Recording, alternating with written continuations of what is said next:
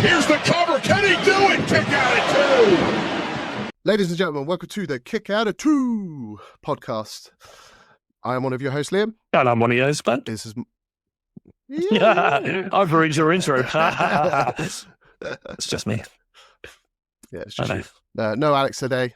He's being a bitch. That's fair. Yeah, I can't put it nice. No, you don't think he deserves it. We're gonna no, he'll be back next week. Maybe. Maybe he will be. He'll be fine. We're going to talk. So in the last episode, we did our predictions for Vengeance Day. Obviously, that happened at 11 o'clock last night, so it's into the early hours of this morning. Not too bad on my predictions. I got how many 6 matches, 5 out of 6. 6 matches. So I got 5 out of 6. I think we all got that. We all got the same. Yeah. So we all predicted Stephanie would win. Yep. She's now the new North American champion. Yep. We also predicted... She just started at the bottom and worked her way up. So Steph is the first match. Steph was the first match, yep. Second match was the tag match. Which we all predicted Fraxium. Yep, Fraxium got that all right. Which you can't pronounce. Nope. No, I forgot what their name was. It's weird, isn't it? Like they've been around for so long as the tag team champions, and we'll talk about it a little bit later. But like nobody really calls them Fraxium. They're still announced as Axiom and Nathan Fraser. Yeah, what do I call them? I think I put Foxian or something. I apologise. Third match of the night was. Oh no! Wait, there was an interference for this new faction. Yes, whoever this Shield 2.0. Shield 2.0. I called them the Wolves or the Jackals. I think I called them when I watched it this morning. I was like, the Jackals seemed like a better name. Yeah, it'd be interesting because they interfered. It was twice. Twice. That was the first time we twice they came in. Yeah, and then the third match then was Eddie Thorpe versus Trick Williams. Got that one wrong. We all thought Trick Williams was going to win. Boo. Was surprised, but yeah, we'll come on to that. And again, we keep talking about this. Like, this is what happens, but we'll talk about it in more. Yeah. Then you had Ethan Page, Devon Evans. We predicted Ethan Page would win. Interesting because I think they've just written Javon off again as an injury. Yeah, because yeah. We'll wait and see. So he was not technically medically cleared, faked it. Yes. Then we had the triple threat. Yep. Again, no, I think everyone called that because there was no way they were going to drop the title to A-Town down. No, but again, really good match actually, and sets up some stuff down the road, I think. And then that's where we had our second appearance of the night for this new faction, which I'm assuming we'll find out next week what they're called. We'll get some more details. And then the final match was the Fatal 4-Way for the Women's NXT Champion, which Julia defended and retained, which we had predicted. Against WWE legend Bayley. If you didn't see the NBA All-Star game, she came out as WWE legend. Bayley. Did she? She was introduced as WWE legend. I saw a TikTok of her making a free. That was during the warm-up. Yeah. Warm-ups. Okay, legend now. Interesting. And then we had Stephanie came down. Yes. And then Jordan Grace made her appearance. Interesting. Again, I almost skipped that because too much talky. I like to watch the fighty, but too much talky. But I kept it running, and obviously Steph came out, and then the Jordan Grace. Unfortunately for me, that was spoiled. So I knew that she was there right at the end, so I kind of watched it just purely because I knew she was coming. But they left it very late because obviously they did the end credits, didn't they? So if you watch it back, it was literally about to run into the end credits, and then her music hit. I was quite surprised. It did all the end credits, and then suddenly like Jordan's music went off, and they used their theme music as well, which is interesting. And I hope they continue to use that theme music because, again, we talked about it last week. It was really iconic. It's those kind of iconic music that you want to keep. You know what I mean? Yeah, it's just I don't know if it's because of like you got what like AJ Styles bought his old theme his theme music back, and some others are still using them. Yeah, but I kind of we shit on last week like Death Rebel, but I kind of like Ethan Page's, and I hate it, but I really like it. If that makes sense, because it fits him perfectly. And it was interesting that A-Town and Grayson Waller both came out to the original theme songs, which I kind of liked as well. Like I haven't heard the Grayson Waller theme for ages. No, which I kind of liked. But then it made sense because it's a triple threat. They're not going to come out as a team, are they? But I mean that kind of like set the scene quite quickly that it was like very fragmented.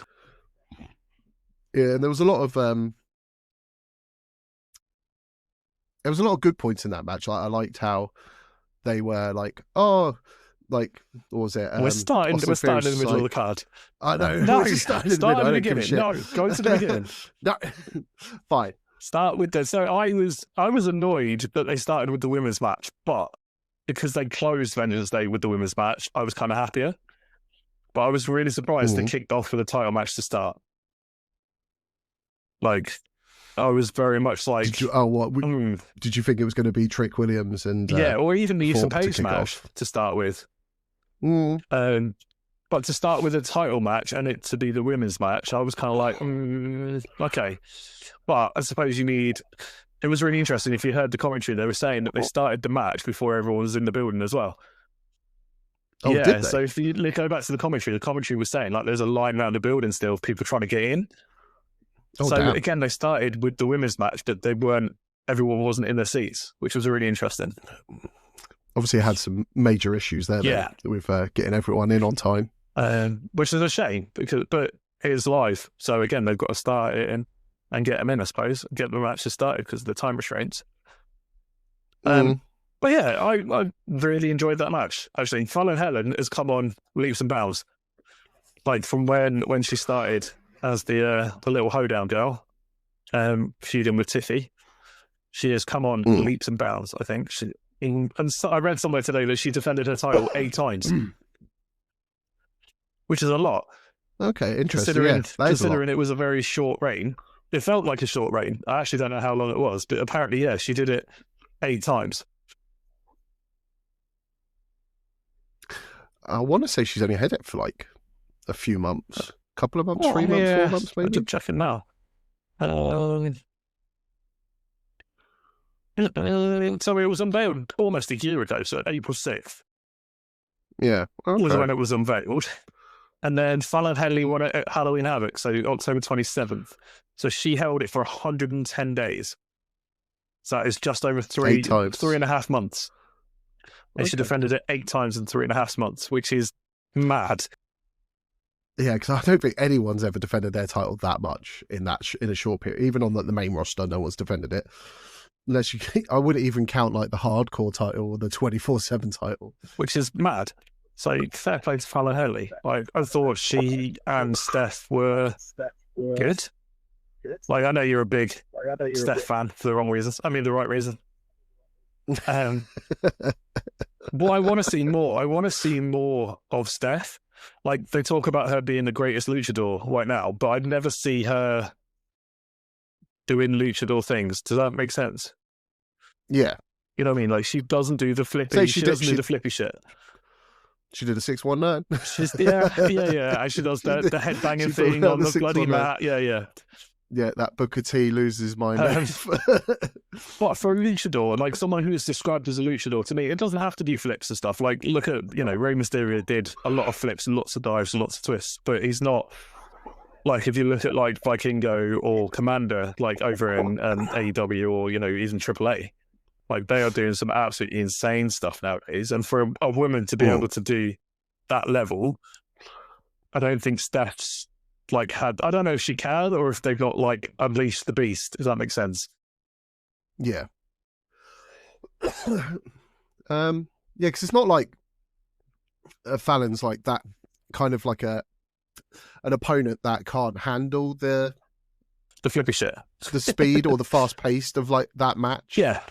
If she wanted to start doing like lots of flips, yeah, cool. She jumped off the post and but I could, yeah, for someone who is put down as one of the greatest luchas, like you would expect a bit more, as you said, flippy, high flying. Yeah, I think high flying is a better word for it than flippy shit.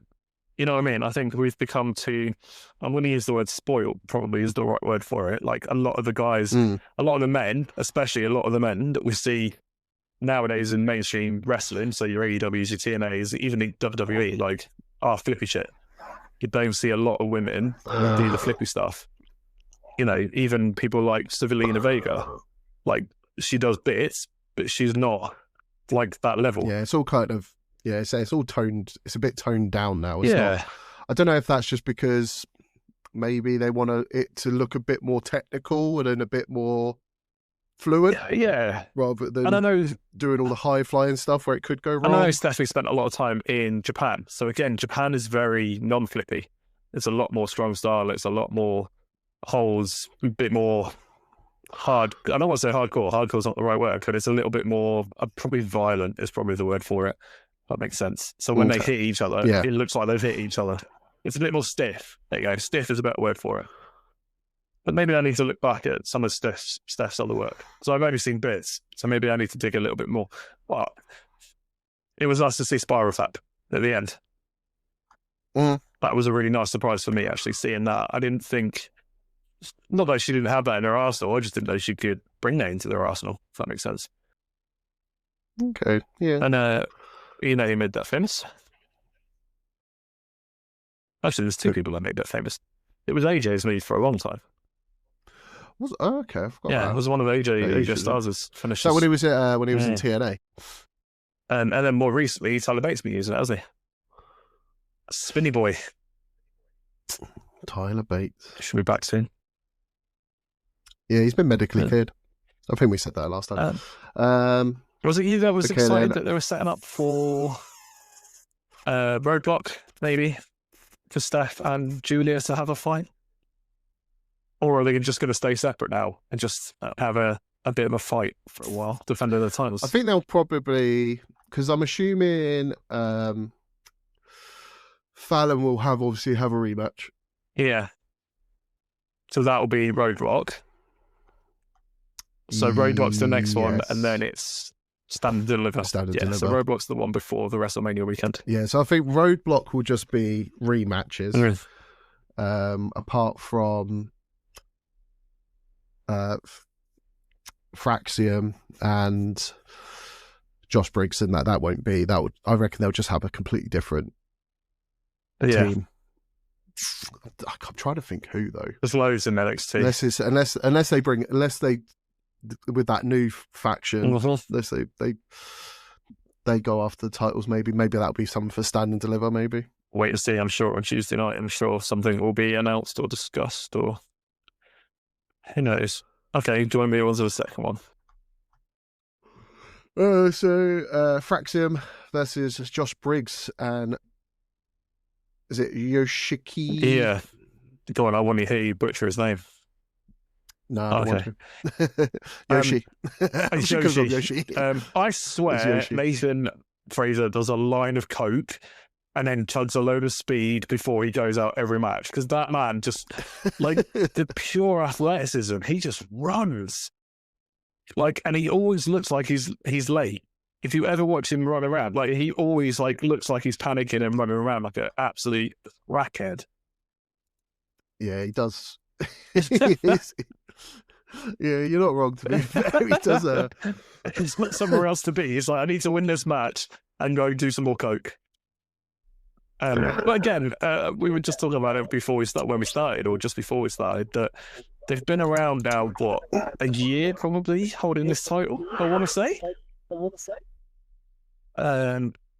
But they're still not brought out as Fraction. They're still brought out as individuals, as Axiom and Nathan Fraser. But they seem to be winning a lot. Like, they went over to TNA, defended it over in TNA, which is a really good match actually as well. Against, I want to say the Rascals. Definitely want to say the Rascals. But yeah, they just seem to be like unbeatable. And I think you're right. I don't know who can take it off them. But I think that's a conversation for us later on in this. Yeah, we'll get to that because we'll include the NXT people as well. Well, I think we should. Yeah, I'm just trying to figure put out some respect on NXT's name. All right. Keep your tits on. All right, so skip it over practicing really quickly then. You don't have a lot to say about the tag team. I don't have a lot to say about that match, to be fair. Josh Briggs, again, another tag team. It wasn't a bad match. Yeah. Like, again, he has come on leaps and bounds, which is nice to see. Like, it sounds really bad. It's nice to see people developing. Like, that's the whole point of them being in NXT, right? Yeah. Okay, third match was the Nathan Fraser match. Goddamn. That was the Ethan Page match. Or was that the Trick Williams match? No, it was the... Hold on, my computer's having a spaz. Dun, dun, dun. Let me refresh.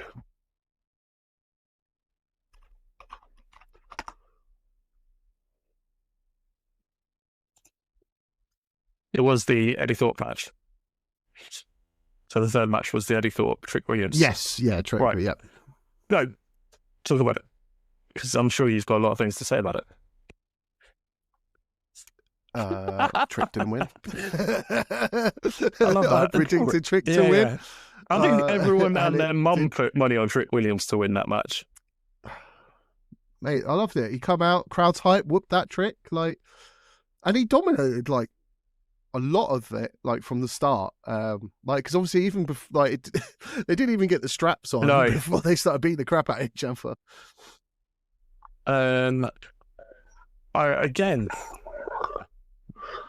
It's really interesting that Eddie Thorpe has been around. I'm just trying to find out how long he's been in NXT because I'm pretty sure. Oh, okay. He's only been in NXT a little bit. I thought he was in NXT longer. The finish was a bit. I think that's like because I don't really know Thorpe that well. I thought the finish was a bit poor, and I think from the crowd reaction as well is when he hit that finisher and then got the pin. I think a lot of the crowd was like stunned and a bit like, hang on a minute, is this how actually this is going to end? It was a weird like Bushido knee kind of thing, wasn't it? And even the commentators were like, oh, it was a trick shot. It was straight in the chest. It was like a trick shot. I was like, it wasn't a trick shot because it wasn't a jumping knee. It was a flying knee. It was a Daniel Bryan knee. You know what I mean? Yeah. But it wasn't high enough. But yeah, I was surprised that he won. And the question now is, where does Trick Williams go from there? Like, does it damage him? Does it hurt him in any shape or form? But then it opens the door for Eddie Thorpe now to be pushed somewhere. But where? I'm assuming Thorpe will now go after Oba. I'm assuming that's what's going to be next. And then I'm guessing Trick. Again, I don't know if I want to see them two have a match at Roadblock, like a rematch, or if it just goes into a triple threat and it's Oba, Williams and Thorpe. Maybe they go into have a triple threat at Roadblock, and then apparently I have an unstable internet connection. I think Trick is ready for main roster. I really wanted Trick. I wanted Carmelo Hayes to come out, and then Trick Williams music to hit, just to see Carmelo Hayes. That could happen after WrestleMania. Like, people talk about the Raw after WrestleMania. Obviously, Carmelo Hayes is currently on SmackDown, so for SmackDown after WrestleMania, that could happen. Like, I think Trick is one of those guys that has been in now a good couple of years into NXT, and the question is now, what more can he do? You know what I mean? He's so over with the crowd. I get that 100%. So he's been in there since 2021. Okay, so yeah, he's been there for 4 years now. Coming into 4 years, he's been down in NXT. So is he not ready to move up? And then the question is, if he moves up, what's next? You know what I mean? Like, he's not going to take the title off Obi. Let's put it that way. I think Obi's going to be champion for a good while. Again, it's one of those ones where like I think Trick's done all he can in NXT. I don't think he can do anything else. He's held pretty much every title. But then I don't want him to. It's then just trying to figure out where they're going to put him and what they're going to do with him. Whether if they're going to put him, is he going to go after Shinsuke if he's still holding the US title? Or is he going to go after Bron Breakker if he's still holding the Intercontinental? Or like, is he going to put him into any of those mixes, or is he just are they going to bring him up and put him on the Speed title? Reform tag team with Mello and go after tag team titles. That would be good because could you imagine them against Street Profits? That would be good. That'd be insane. And CMG, and even DIY. Like, I think putting those two together again would work really well. How you craft that story is up for.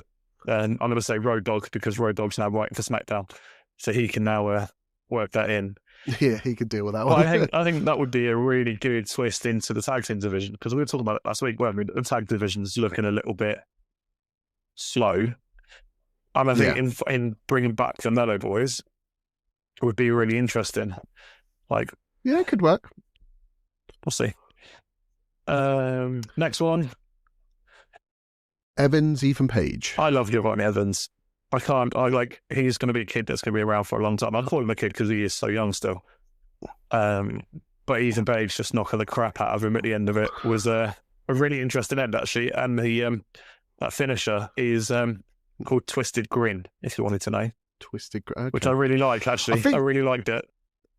Yeah, they built up this match like really well, and like a lot of comedy and like build it up with, like, especially with him like not being able to talk, and it went like obviously it was good. Like, he got his Ethan Page got his mouth like busted open. Apparently he's broken his nose. That's what it was. Yeah, apparently people are saying that his nose was broken. Okay. Obviously, like, with the build-up, obviously there was threats to Javon. Like, obviously, you're probably gonna have to retire if you because if your jaw gets broken anymore. Coming out and having to wear a mouth guard, and you could see that he didn't want to wear it at all, was a nice touch. Yeah, it carried on the story, didn't it, of the injury? Yeah, because it shows that just proves you. He may be medically cleared, but not mentally. Yeah, not properly medically cleared. He's having to wear a mouth guard to protect his jaw and his teeth. So Yvonne Evans, just to put it into context, is 20 years old. Damn. And he's that good already. Like, I think he's got his absolute pure raw talent. Like, and I've seen a lot of his indie stuff. His indie stuff is absolutely insane. So for them to get him at 20 years old. And we talked about it again last week. We referred to last week, like when we talk about young superstars. So you've got your Roxanne Perez's, you've got your Cora Jades, like they're under 25. You know what I mean? And then how old's Ethan Page? 35. Okay. I like how they've built Ethan Page to like kind of be sadistic and evil, like with this match. Like it's working really well for him. I think it's a character that he's always played, is that kind of heel kind of character. You know what I mean? I think as for his biggest strength, you can't see Ethan Page be a face if you can't see him being a nice guy. It's the same as Lexus King. Like, Lexus King is built like a heel. Like, looking at him like with a stupid face mustache and stupid things, you just naturally want to hate him. You can't get behind him. You know what I mean? No, that whole redemption arc. Redemption arc was really interesting, but it just wasn't never going to work. Yeah. But I think big things for Yvonne Evans, and then where does Ethan Page now sit? And this is it, isn't it? Like, you come away from these stories and it's like, is it done? Like, where does Ethan Page go next? Who's the North American champion? Ooh. Yeah, that's a go as well. That's really bad. Bad Impact, if you can't remember. It's still Tony. Oh, it's Tony, of course it is. Yeah. That was a really good match on NXT. That was a really good match against the guy that nobody likes to talk about. Rich Holland. Yes. He's from Yorkshire. Yorkshire. I liked how that match finished. I thought it was pretty creative. With like Ethan knocking the mouth guard straight That out. slow motion punch to the face was so good. The timing So on good. that is. But again, this is what I mean. He's 20 years old, and he can work with someone like that and do something like that at 20. Like having 3 years in the ring, is insane. To be that accurate and precise with it was insane. I kind of like good. Go on. Good use of the blood capsules. Yeah, they brought back the blade in there.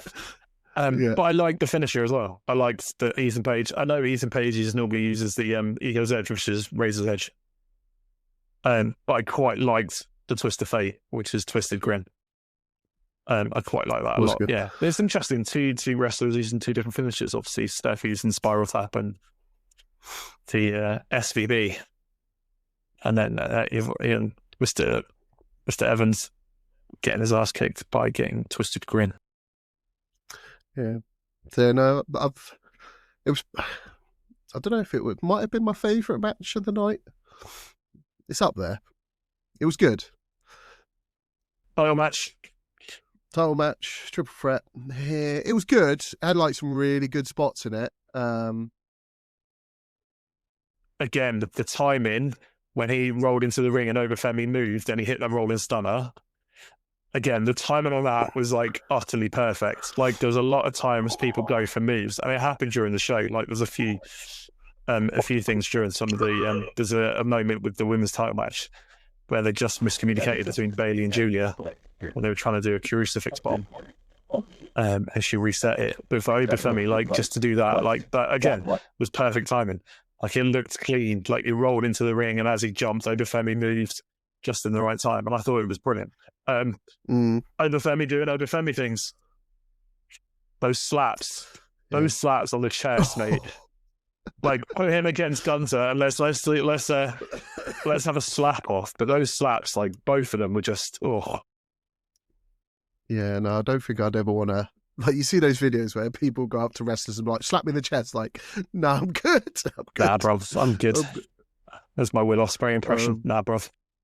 Yeah. No, I'd say I liked it that both of them came out to their own entrances. Haven't seen that. We haven't seen that in God knows how long. Okay. It's weird how you sided with Austin Theory though through that entire match. Between the two, like again, Austin Theory was checking on Grayson Waller. He was making sure he was all right. When he started at the beginning of the match, he like threw his hands up to show that Grayson Waller was coming in. It was really interesting. Like Austin Theory is the guy you're supposed to hate. Like he is almost like the Miz 2.0. But it's interesting as well because like Austin Theory, he was like, even though he was checking on Waller, he was also making him do a lot of the heavy work and then trying to capitalize on it. So obviously like that table spot, he was just like, oh, you're all right. Right. Yeah. Get him in the ring, go for the pin. He shanked him. He's like, you alive? Yeah, okay, waited. Let's carry on. Yeah. All good. Right, yeah, I'm now going to take this opportunity to try and win. Fuck it, I don't care. He'd breathing, maybe, but he didn't even check to see if he was breathing. Waller was just like, I need to didn't give a shit. I need to win. Okay, cool. But yeah, no, again, Obafemi, very dominant, deserves. When I say this, like, again, he's built himself up really well. You know, North American champion for a long time, and now NXT champion. Who takes it off him? We'll talk about it in a minute, I'm sure. Women's match. I have mixed feelings about this. I can tell straight off the bat. I'm not gonna lie. I kind of skipped a lot of it. I was a bit in and out. I kind of went into it thinking like this ain't gonna be good. Wait, why did you start thinking that? I don't know. I think because Bayley's in it, and I don't like it when. I'm not a fan of like when they bring back someone who's been on the main roster for so long and has like won pretty much every title to then come back down. Does it not elevate? I think we talked about it before, does it? Does it not elevate that match though? Because you're bringing someone like Becky going back down a couple of years ago to win the NXT title. Did it not then throw like a million eyes on NXT though? Is that not the purpose of it? Yeah, it's weird because it contradicts me because when like I loved it when Finn Balor went back and like had that run with the NXT title and everything, had some really good matches with like Joe and Tommaso Ciampa and all that lot. So why is Bayley any different? I don't know. Because it's not Hugger Bayley. Is that what it is? It could be that. Maybe if she went back as anymore. Hugger Bailey, would you be happier? I don't know, maybe. Although she did have a very subtle nod to her old outfit, if you noticed when she came out, though, because she had the streamers on her jacket, which I thought was actually a really nice touch. But I really liked the match. I thought, again, it's really interesting that Cora Jade's finisher, they didn't have a name for it again this week. So they stopped calling it Jaded, and they just kept calling it a double arms DDT. Okay. Not once did they refer to it as Jaded. It was really interesting. She hit it about 8 times during the match. But yeah, there was a little bit of. I'm not going to use the words. What's the word? A botch. I'm not using the word botch. It was more kind of like. I don't know what to call it. There's a little bit of sloppiness in there. Like that crucifix bomb with Julia and Bailey, but they adjusted it and they reset it, and it was really nice to see that. Again, this is where someone like Bailey, who's been around for a long time, can do that. Yeah. You know what I mean? Someone with that experience can go, actually, we fucked it. Let me throw you into the turnbuckle, and you can come back and do the same move again. Well, I've given you the out. I think this match was more of like with Bailey being down there, it was just like, right, Bailey, we need you to go down because we need you to basically let us know if you think like some of these girls are ready to come up to the main roster. So it kind of felt like maybe she was prepping because Perez is definitely... Fire. Well, Perez is on Raw tomorrow. Yeah, tomorrow. Exactly. So it's just like maybe it was just like confirmation in that Perez could probably handle herself on the main roster and you say that, and then there's people like bloody Maxine Dupree on the main roster. No offense to Maxine Dupree. True. And even we talked about it before, Selena Vega. I still think Selena Vega is on massive development. She's developed massively, but she's been on the main roster to develop. You know what I mean? She wasn't in NXT. Yeah. I'm hoping now, because with Selena Vega, she's going over to SmackDown. I'm hoping now that obviously she's already kind of put in her 2-piece of like, oh, that title went to Chelsea Green, which is like, that title might look good on me. So hopefully there'll be like some stuff there. Oh, you love Chelsea Green. I know you do. Her stuff over the weekend on Twitter has been amazing. Oh, have you not seen it? Oh no, I saw the wedgie. The document. It's a petition that the whole back and forth between her and bloody Naomi has been hilarious. Yeah, it was out of was it 99-1? Yeah. And because I saw Bianca was just like, I wonder who the number one was. Again, that's why she plays that character so well. Like she is that character in body. But yeah, like I think again the commentators are really interesting. 3 generations of NXT. So you've got Black and Gold 2.0 and then current generation. Yeah.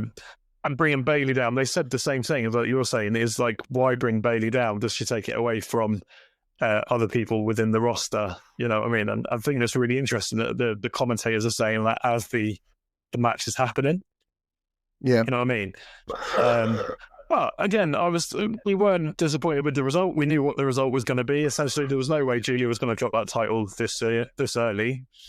Nah, we all called that. And if anyone was going to take it, it would have been Cora Jade, I think. Which, again, would have been a massive swerve, and everyone would have been like, what the hell? 2 massive swerves in one night? That can't happen. Yeah. I'm interested now to see what they're going to do, because obviously we know, obviously, Bailey's just going to go back to main roster now. Perez is going to the main roster now, because obviously she's going to be on Raw.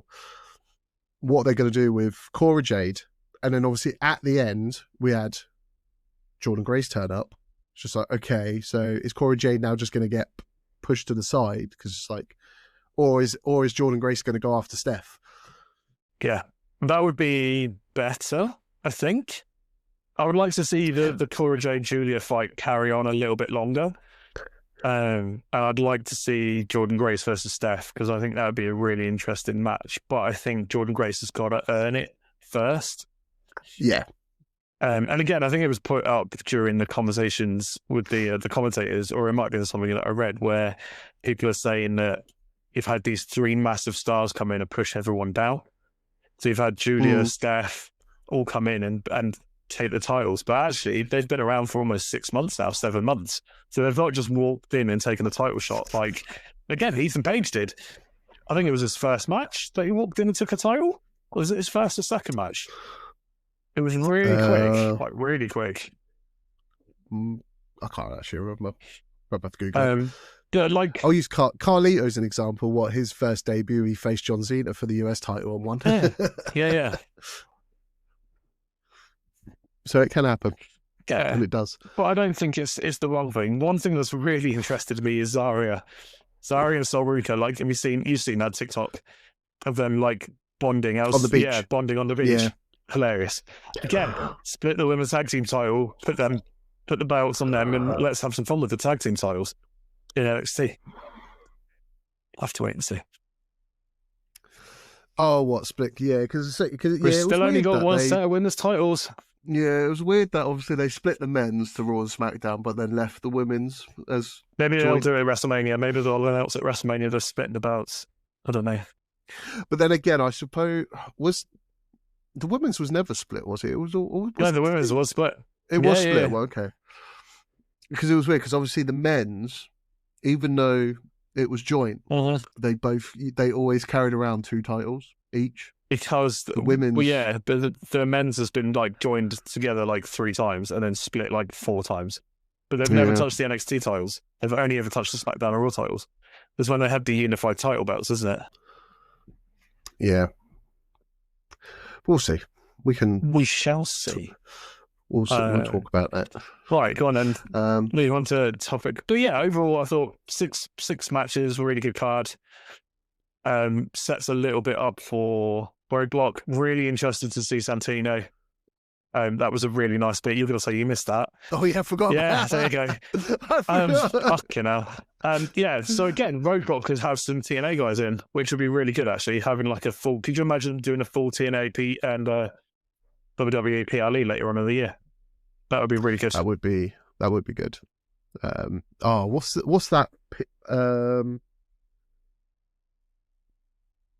I can't think. I was listening to a podcast with Jordan Grace was on it, and she was saying that she would love to see is it Worlds Collide or something? Yeah. And basically just have WWE, TNA, big PLE. Be massive. It would be huge. Maybe that's when Joe Hendry would get his John Cena match. Oh, the John Cena World Tour starts very soon when he comes back from the filming that he's doing. Yeah. Go on, we're moving on. I can tell you're excited to move on before you keel over and die. Next segment, we're gonna talk about who do we think is going to dethrone the current champions. Do you want to start from the top or do you want to start from the bottom? Ladies' choice. Where do you want to go? We'll do NXT last because we've just been talking about NXT, so we'll go. So we will go. Let's go. We'll do tag titles. Kind of get them. It's a bit. So we'll go women's: Bianca Belair and Naomi. Split them. Other than if they don't split them, who do you think will dethrone them? I'm gonna go probably Liv Morgan and Raquel. Yeah, I think it's the obvious choice, isn't it? And that's until like Damage Control. Oh, maybe Damage Control, but not until Kairi Sane's back. I think it'd be good then, because then you've got Io Sky or all of them chasing gold. Yeah, unless Nia Jackson, Cora Jade, not Cora Jade, fucking Candice. Unless they go after it, maybe. But the only logical one that makes sense, because it would be Liv and Raquel, because they're the only other.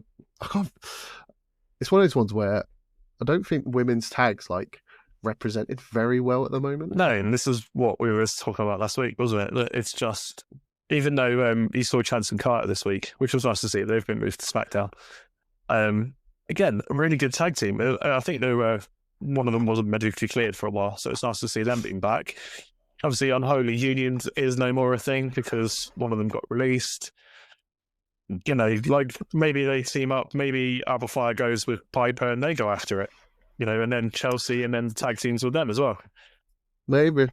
But right now, there is no one else going to take those titles, which is really frustrating because they deserve to be put on a platter, I think. Yeah, it's annoying as well because they're not doing anything as a tag team because both of them are in the Elimination Chamber. It's just I know what you're going to say. Don't have title holders in elimination It chambers seems and Royal Rumbles and pointless. everything. It's like, look, I could get it. Like, you've got a title, you don't need to like. And but yeah, no, like the tag, having both of them in elimination chamber just makes zero sense. Yeah. The only way I Jade could have comes seen back. it make it, unless Jade Cargill is like the number, because who is the last one is tomorrow. It's Thingy versus Thingy. Roxanne versus, okay, I can't remember who she's fighting. It's someone, Dakota Kai? No, Dakota Kai is doing the IC challenge. So Dakota Kai and Ivy Nile are fighting for the IC like #1 contendership. right? And it's Roxanne Perez versus, it's not Alexa. Is it Alexa? No. No, Bliss is already qualified. It's someone quite obvious. Is that? It's someone quite big, like someone you would think. It's Raquel. It's Raquel. Yes, Raquel. So again, is she going Could in? be some Liv shenanigans, or is Liv again, like, why would you put Raquel in there? It's my but point. Then, has Roxanne earned a spot in Elimination Chamber? Question. Like, yeah, cool. She could earn it, but has she earned to be in a qualifier match? So it's interesting to see. Yeah. But then I couldn't think of anyone else apart from Jade Cargill. Yeah, we talked about this, like being a last-minute replacement, like injuring Naomi or Belair and then turning up and then going after the person that actually attacked her. Yeah. Like making Naomi, I'm going to say it's Naomi because like making Naomi heel makes the most sense. You can't make Bianca Belair, can't speak for some reason. You can't make Bianca a heel. It doesn't work. But then again, they already kind of like, although I say like that, showed them that footage, and it was like Liv and Raquel just like walking away, walking away, and Naomi was just like, I told you it was them, because she's lying. Yeah, I'm like, it's because you hired him, but 100%. And it would make such a good storyline if it is Naomi that it makes sense. But again, hired him to take him out. Switching Bianca to like a heel side, she could go join the Street Profits with their heel stuff at the moment, which is phenomenal, by the way. Go team up with her husband and be all angry and moody. But I really want it to be Naomi.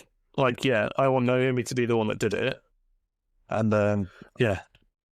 Yeah, I want it to be, that's why she did it. And I want her reason being, it was just like, it was my gateway back into the company. It was my gateway to have another title stage, around my waist and to be on the main stage. Yeah, so there isn't anyone in the women's tag team division right now that I can see what happened. And it really annoys me because I can't think of someone that can do it. No, there ain't. There's literally no one. Same. That's kind of frustrating. Men's tag team. Yeah, DIY. They're on SmackDown. They are SmackDown. Okay. You've got 4 teams right now chasing it. So you've got the... you got the Mo City Machine Guns still. Yeah, Street Profits. And then Legasmo. Pretty Deadly. Oh, yeah, 5. Pretty Deadly. Who did you say? Legasmo, Phantasma, the fake LWO. Oh, yeah. Berto and Co. So there's 5 tag teams plus DIY. So there's 6 on SmackDown, which is a very stacked tag team division on SmackDown. I think Pretty Deadly's already...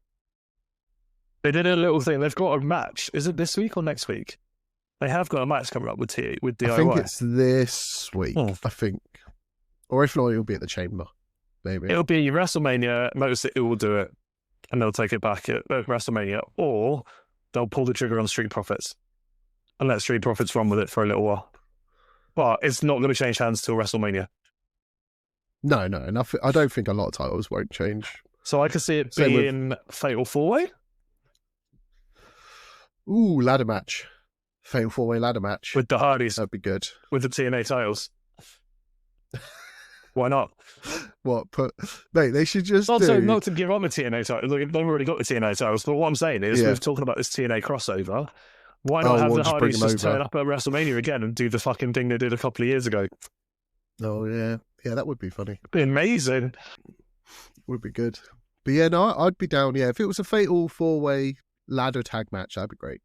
Because you'd have DIY, Motor City, Pretty Deadly, and Street Profits. Yeah, I'm down for that. That would be a really good match. And I would pull the trigger on Street Profits or give it back to Motor City. Motor City, yeah. Yeah, I'm okay with those one. I'm agreed with that. Yeah. War Raiders, who are the Raw. Need opponents. Because I feel the LWO, even though it's Mysterio and Dragon Lee, aren't strong enough to take. The Judgment Day is kind of falling apart. Just Finn's off on his own now, doing his own thing by the look of it. And Carlito and Dom are like, what is going on? Yeah. Who else you got on that side? New Day. So New Day's an interesting one. Like, I feel they're building for something, aren't they? Yeah. Well, they're still beating on Rey Mysterio and LWO for some reason. So who else we got in Raw? Oh, you got A-Town Down Under. Yeah, if they're still... Oh, American Made. American Made, yeah. So do they need gold? I think they need gold. Alpha Academy. No chance of getting gold. Go away. I love them, but go away. American Made, I think, would be an interesting one, actually, because he set them that challenge, didn't he, of getting gold before he came back, and I would like to see them get hit. Yeah, even with Jamie McDonough's out, like Carlito can tag with Dom. Yeah, so but they're not strong enough to. You're not saying that you would give them the titles, though. No. Who else? Yeah, you've got War Raiders. Obviously, if Tyler Bate cut, I don't think Bate will be back before Mania, because obviously him and Pete Dunne could reunite. British Strong Style back in the game. Yeah. Okay, I'll take that. But again, I wouldn't give them the title. I think right now, story-wise, American Made would be the interesting choice. Who's that? Creed. That's the Creed brothers. And Chad Gable. I think they could give them that and let Chad Gable absolutely run with them having gold. Okay. Would be an interesting one. But I can't see anyone else on that side right now, anyway. I can't think of anyone else. I'm like scrolling through my brain. Unless, like I say, unless the New Day calls something out. But I'd love to see something at WrestleMania with the New Day. Love to see that. Again, let's say do a fate. It's going to be two fate. They could do it. They could do it one on each night. Well, fatal 4 ways on each. Yeah. But instead of ladder match, make it a tables match. Yeah, one tables match, one ladder match. Or just go full TLC. Fuck it. Why are we shying away from this? Or War Games it. War Games. For night 1 and night 2. Maybe. Intercontinental. Candice LeRae's the speed title, but you don't care about the speed title, do you? I don't know. It's one of those titles that everyone forgets about. Even when you said there was another title in the Rumble, and I was just like, "What the fuck are you on about?" I went through the whole list, and you were like, "Candice LeRae," and I was just like, "She holds a title, and it's the speed." It's the only one she's held. No, it's the second one she's held because she's held the tag team titles. Yeah, I think it's just because it's on X. Yeah, no one cares. Yeah, because even who you say that when it started, it was getting more views than bloody AEW was. Well, when it first started, wasn't it? There's a men's and a female. Yeah, because Dragon Lee holds the men's one. Yes. I'm just trying to think when it first started. Who did they? Was it Ricochet? Was it Ricochet on the first run? Ricochet was one of them. The inaugural champion was Ricochet. Good shout. Well done. Was he the first champion? Mm-hmm. But then again, I think they only gave it to him because he was bitching and moaning because he hadn't done it. There's only been 3 champions though. There's been Ricochet, Andrade, and Dragon Lee. That's it. What about the women's? The women's has been Candice LeRae for 130 days. I'm just going to put that out there right now. Again, it's probably because they don't know what to do with it. And again, beat Io for it as well. Okay, interesting. So we'll skip the speed titles. Yeah, all right. Chelsea Green, the Women's United States Champion. Leave her alone. Leave her alone right now. There is no need to take that off her. Well, who you got eyeing up here? She is got elevating. Selena Vega's eyeing it up. Yeah. That's it. Selena Vega. No, there was a few that was in that little segment. Michin is still after it, and B-Fab's after it, and yeah, there's a few people after it. I get that, but Chelsea Green has done more for that title than Valkyria has done for the women's Intercontinental. I reckon. So leave it alone. Piper Niven will turn heel against her. No chance. No chance. She might cost her the title, but I don't think she'll take the title. So you don't think anyone's going to dethrone her by... I think she's going to go for a year with the title. At least a year. Okay. I think what she's doing with it right now, both in the ring and the social media side, why would you take it off? Why would you take the eyes off it? You know what I mean? Like, no one right now, I don't think, has got what she's got in terms of like social media pull, and even in the ring pull. She's been brilliant. Yeah, I'm just trying to think... and who, if someone was good, if I had to choose someone to take it off her, but either I would say Minchin, because again, they were in the finals together, weren't they? And again, it was between those two, and it was a really tough choice between those two. Because again, she deserves a title. Like, she's been around for so long, been through so much, and I think she's one of the better women wrestlers that we've got. Who would you take? I don't know. It's hard because there's not really. It's one of those titles where there's not really been. No one's really been interested in it. There's not really done much with it since she won it. It's only been around for like 3 months. When did she win it?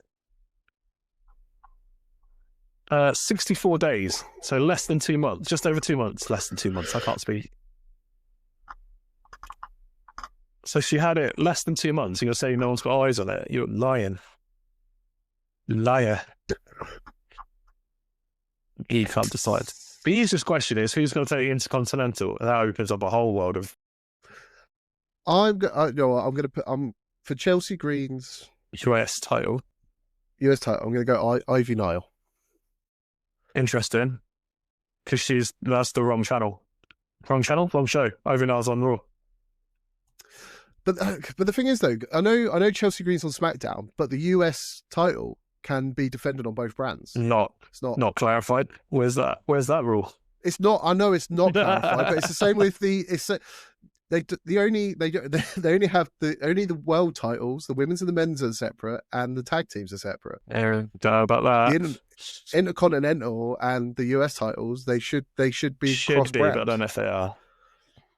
And obviously, and the women's tag. Well, no, they're not, because they were announced on separate brands. So the Intercontinental was exclusively for SmackDown, and Raw had vice versa. The Raw had the Intercontinental, and SmackDown had the US title. All the matches were both on those brands. So all the US title matches were on SmackDown, and all the Intercontinental matches. It's kind of annoying though, because what if you were on SmackDown, you'd be like, hey, I want to crack at the Intercontinental. Yeah, but it's the same as the men's Intercontinental US title. Like, you can't pick and choose, sir. Well, I should be able to. I know you should. But no, it'll be interesting. But I think Ivy Nile actually might take the IC title, and this is where I was pushing the Creed brothers, because imagine all three of them getting titles before Chad Gable comes back. Again, like, whenever he comes back. He'll be back. He'll be back before Mania. Who is Ivy Nile fighting this week, tomorrow? For the IC title contendership, heavyweight championship of the world. She's not on my match card list for tomorrow. She's definitely in a match. I'm sure Adam Pearce announced it, on Twitter. I've got 2 qualifying matches. Yeah, she's part of that qualifying match. No, I've only got because there's only a qualifier, 1 spot on each left. Yeah, she's definitely doing something tomorrow. Because obviously it's Roxanne Perez versus Raquel for the last spot in the women's elimination. Yeah. And then it's Seth and Finn in the last spot for the men's. True. And just having a fight with Pete Dunne, which is going to be wicked. Yeah, Penta and Pete Dunne, and then AJ Styles and Dom. So, Women's Intercontinental. Anyone but Lyra. Well, she is the current holder. Yeah, but anyone but her. And that's nothing against her. She's just not done anything with it. That's the problem. And I don't know whose fault that is. I actually don't know, actually. Again, I'm just trying to think. Because pretty much the entire roster is just focused on Chamber. Yeah.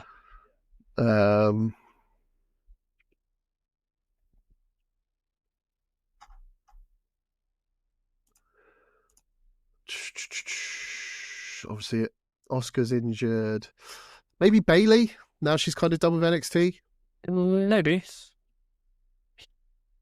Becky's obviously not around. I hate saying it's a mid card, but it is a mid card. Ivy Nile, maybe. That's what I was saying. Like Ivy Nile is maybe it goes after. Oh. And obviously Kairi Sane is injured. Obviously Dakota Kai's back. Again, someone that probably deserves a title.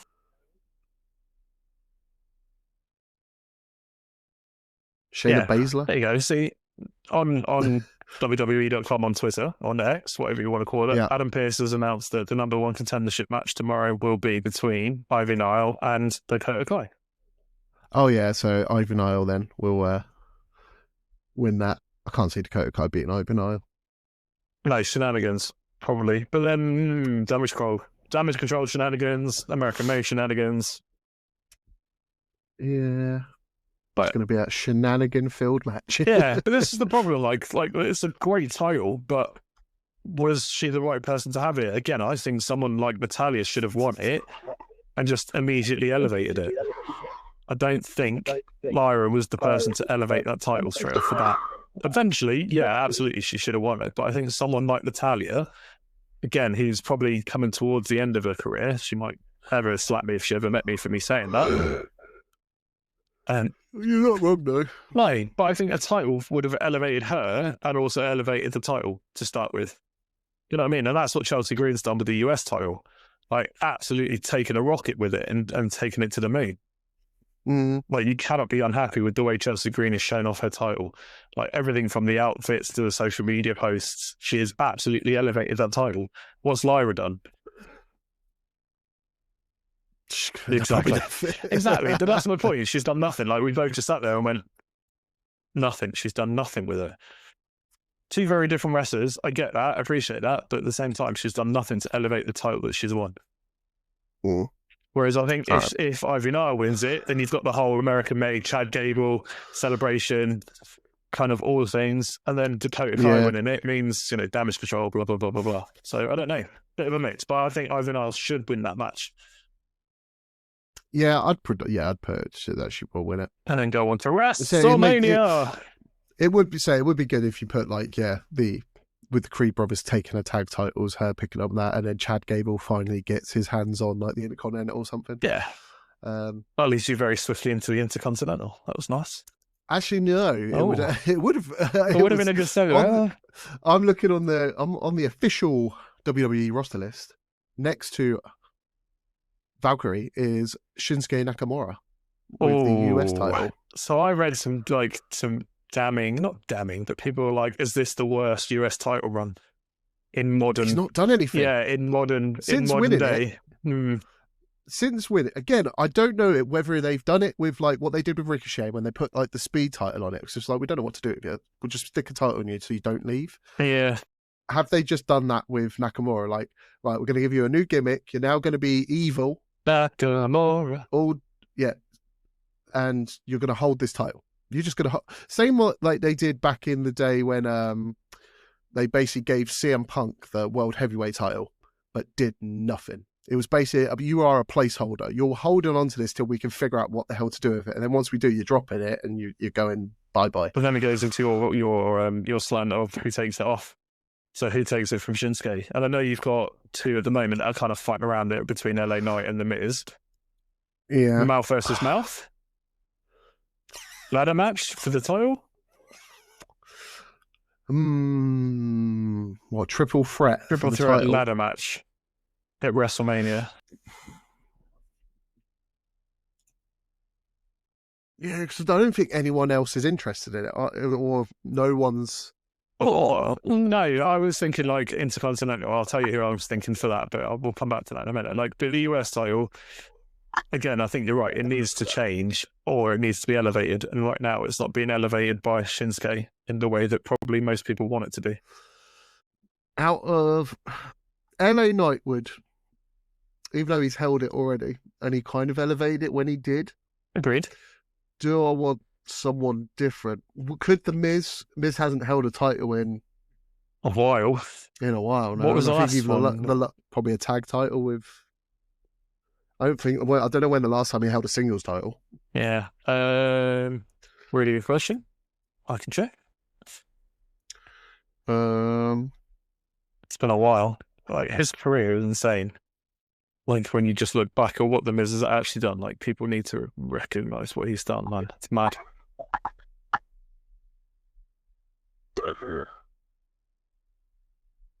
The last thing he won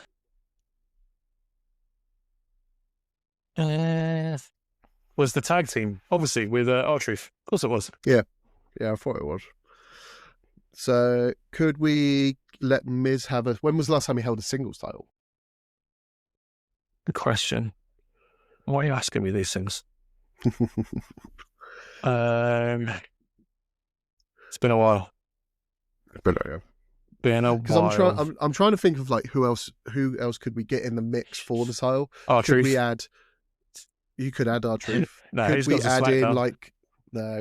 Could we add in like Carmelo Hayes? Could we add in Andrade again? Again, you're picking Like, on get SmackDown guys. Stop picking on SmackDown guys.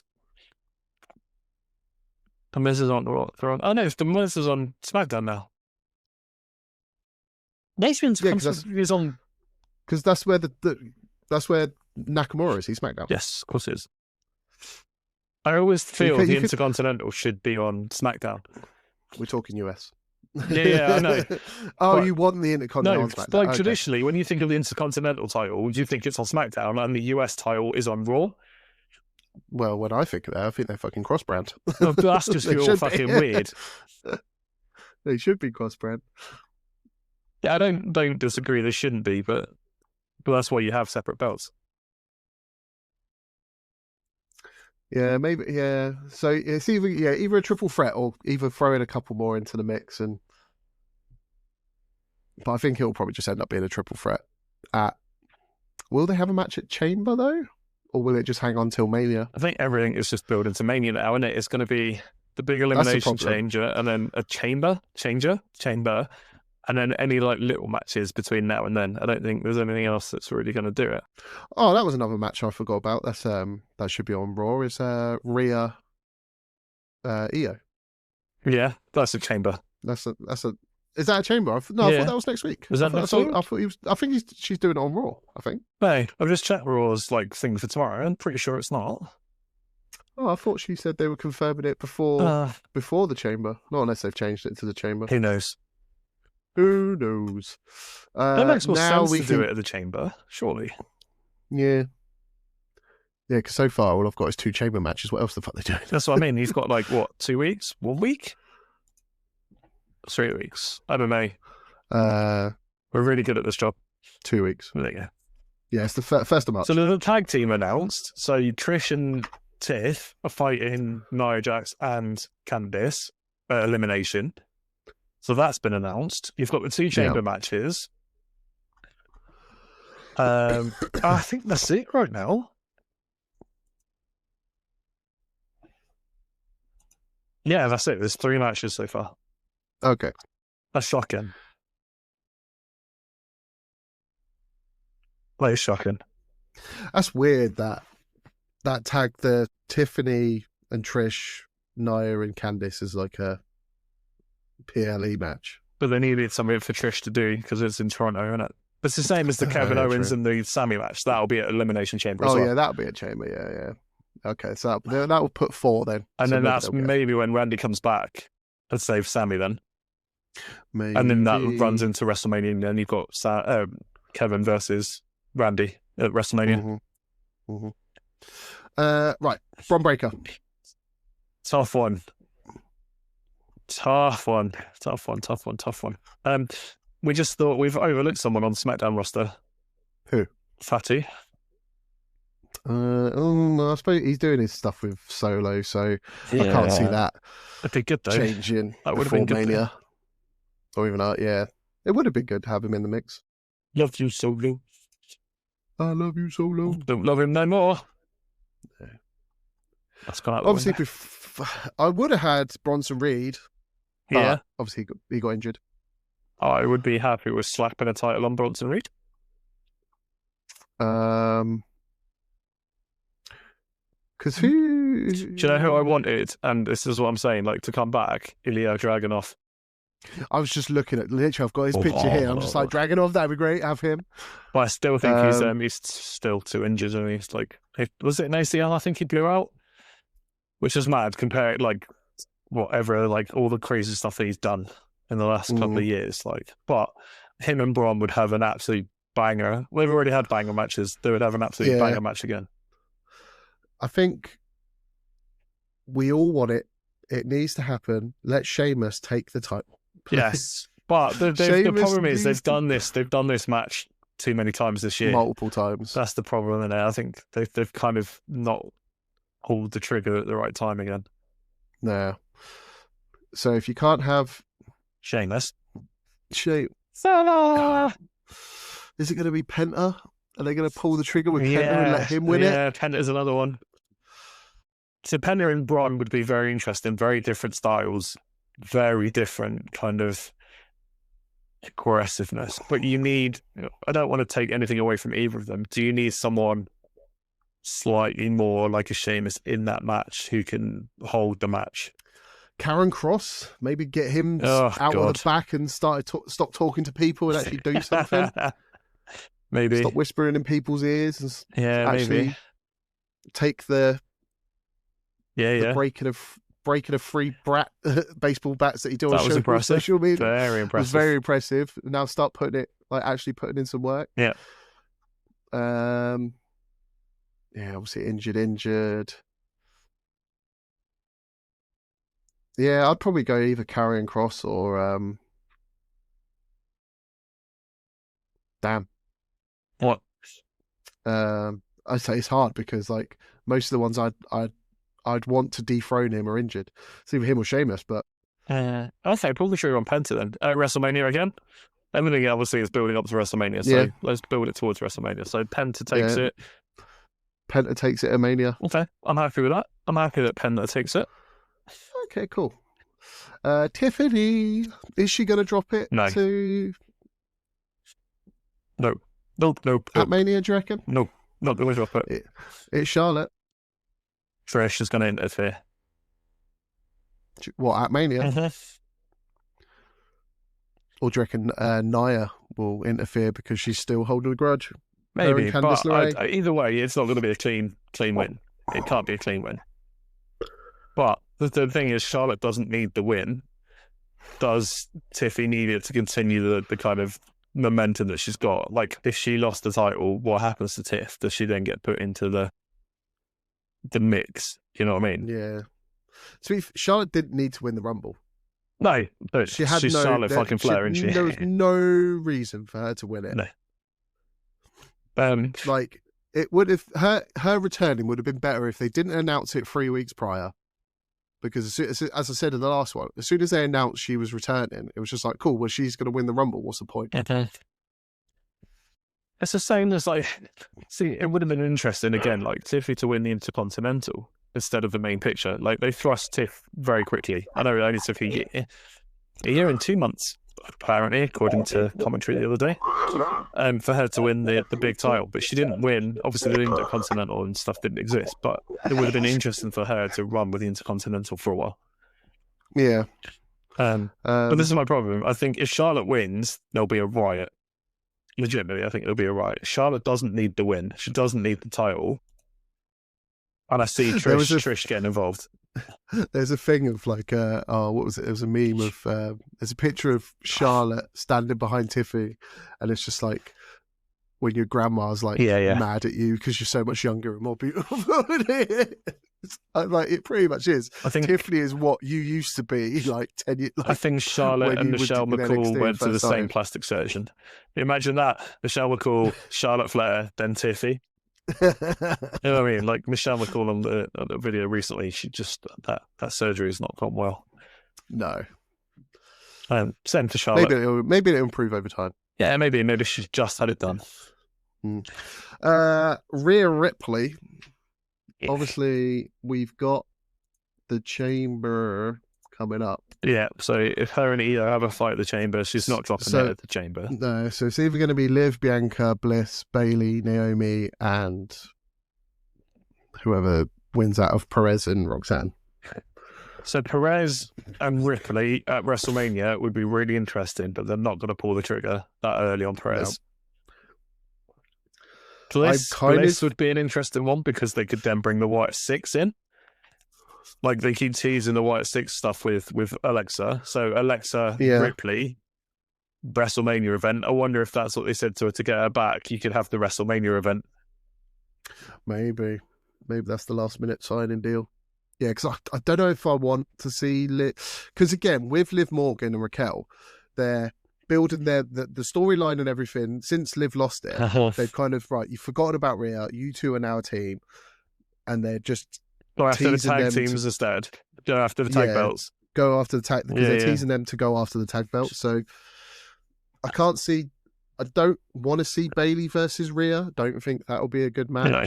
I think Bliss. And as you said, I don't think Perez will. No, they're going to pull the trigger. I think it's going to be quick. Bliss. I think Bliss is the one to challenge Ripley at WrestleMania. But if Ripley drops it, it will be because of the Six. I think the White Six get involved. That'll be the only way she wins, I think. And then have some Rhea chasing for a while. Yeah.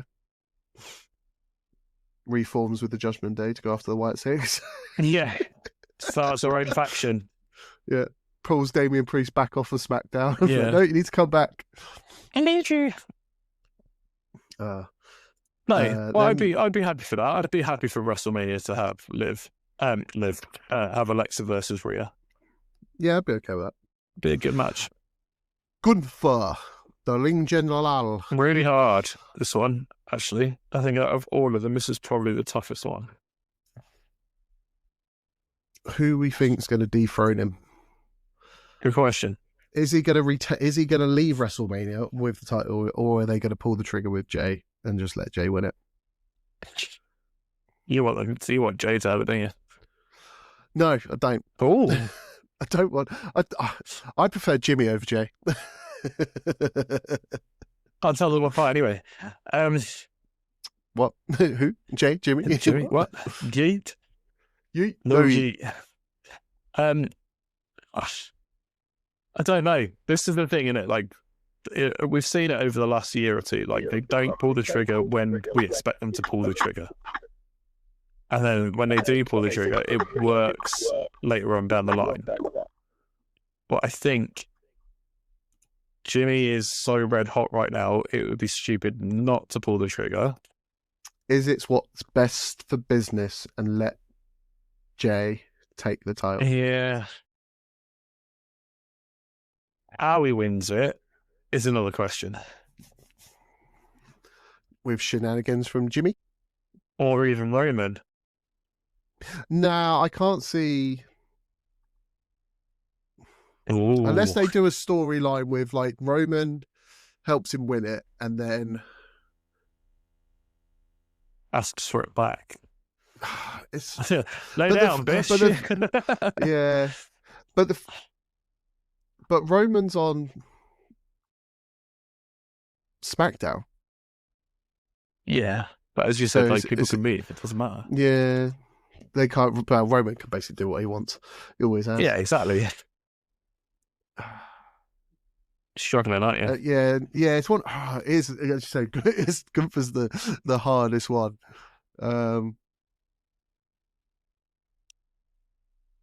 Yeah, because if Roman does have any kind of thing in it, is it then going to be a case of then the storyline afterward? It's just like, well, I helped you take this title. You now need to relinquish it and give it to me, or I need to. Like, I'm the head of the table. I'm the tribal chief. Yeah. And then them two have a feud. I don't know. That would make. It's a tough one, isn't it? Like, you kind of want to pull the trigger, but you don't want to pull the trigger. Or you do a Zack Ryder and pull the trigger on WrestleMania and then take it off in the night after. Oh, what, on Raw? Yeah. No, Zack Ryder have the Intercontinental for 24 hours and then take it off him. So what? Let Jay. So pull the trigger on Jay, let him beat Gunther. Yeah. And then on Raw, take it off Gunther, him. Yeah. Gunther then takes it back. Yeah. Mm-hmm. Okay, I'll be okay with that. Yeah, see. With that one, I'd be okay with either Gunther just leaving WrestleMania still the champion. Oh. Or as you said, if they let Jay win it for that 24 hours and then next night just loses it again. Yeah. I'd be okay. Yeah, I'm just not sure which way they want to pull it. So we'll just have to wait and see. Again, one of those things, isn't it? It's just annoying. Yeah. And then Cody. What are we doing? What are we doing with him? Dropping it. To who? Good question. I can't. It's annoying because either at Mania, I feel if CM Punk is not winning the chamber, I reckon there'll be a CM Punk, Seth, Roman triple threat or something. Roman's going to come back and go after Seth because of the double stomp and stuff after the Rumble. Whether CM Punk's involved in that, different question. It's a different question because then they'd probably have to put Drew in there as well and have a fatal four-way for them for. Is it Drew's time to take the title again? What, Punk? No, Drew. Is it time for Drew to have the title again and have a little bit of a run with the title? No. You still want him to chase the title? I'm just trying to. I want Punk to win it. I want Punk to dethrone Cody. That'd be interesting. I want him to go on to WrestleMania and dethrone Cody. But then at the same time, I kind of wanted. I don't know why, but I kind of wanted Cena versus Punk at Mania. They could pick off where this is his last WrestleMania as well, isn't it, for Cena? We've not even talked. We've not even talked about the fact that Cena could enter himself. Oh, he's in the Elimination Chamber. Yes. So Cena could technically win and take on Cody. He has to take on Cody. Yeah. He has to take on Cody. Yeah. And win and take the title of Cody, and then they give John Cena the run for a little bit. We haven't talked about that. No, I was going to say, so you've got. So that's another thing. So currently, obviously, for the men's chamber, it's confirmed Cena, Punk, Drew, Logan, Priest. And then it's either Seth or Finn. Now, that qualifier match could go one or two ways. It's either Seth's going to win it and he's going to go into it, or that's when Roman comes back, interferes, Finn wins. All right. They're not going to give Finn a title. No, but are they just going to let him go into the chamber? I can't see him. No, but that's what I mean. Like there's two options. Either they let Seth go in, where he wins the match, he qualifies, or that's when Roman comes back, and obviously shenanigans, and lets. Damn, man, it's difficult. And lets Finn win, which is really nice. Actually, it's really nice to have so many different options. Like, instead of going, this is the predictable side of things, or this is where we think it's going, it's actually really nice to go, actually, I have no idea where the stories are going, which I think is brilliant. Because that chamber, like, unlike the women's one, where I can see, like, probably Bliss is going to win that one. 100%. The men's one, Logan's 100% not winning it. No. I can't see Priest winning it. Big swerve if Logan did win it. Could you imagine? People would be pissed. Mate, social media would go fucking nuts. It'd be amazing, though. And it's literally, it's just like, it's Cena, Punk, and Drew. And obviously, and Seth, they would be the four. Seth's not winning. He's not. And Punk's not winning. So I think it's between Cena and Drew. It could. I can suppose see now Cena. I suppose Go on. with Drew obviously changing brands, basically saying he's done with the whole stuff that he's had with Punk, and that's why he moved brands to get away from him. But you know I that suppose. Seth and Punk are just going to go after each other in the Elimination Chamber anyway. Then Drew, Oh yeah, Drew will eliminate both of them. That's what I want to see. yeah. So that's why I can see like there'll be. But the only problem I have with this is like with Seth, Roman, and Punk is Punk and Roman have like no. There's no beef between those two. But there is the Paul Heyman. There's still the Paul Heyman favour though. There is the Paul Heyman favour. So there is that to be played out yet. So you never know how that will play out as such. Could play out in the chamber. Paul. No. Yeah, it's a tough one. It really is, but I like the fact that it is. Like, I like the fact that we have absolutely no idea. I can't see Cody leaving Mania with it. No? No. It's about time he dropped it. Yes, he's had it since Mania. He's had it for a full year. So I think I don't think he needs to hold it. He finished his story a year ago. Yeah. And he's carried it for a year. And I think the story needs Cena to have the title at some point in the next year. Like, he needs to have that 16th title, 5th, 17th title, whatever it is. Yeah, because what was it? His return was at Rumble, and he's doing a year, isn't he? His retirement tour. So obviously, but he won't. So he'll go Rumble to Rumble, be at the Rumble, but won't, or will it like? So he said whatever happens, he finishes at the end of this year. Okay, so he's not doing a full year then. No, I think he's doing, from whenever he started, he was doing, this is the year, 2025 is... Okay, 2025, so at the end of 2025. Okay. What pay-per-views at the end of 2025? Don't know.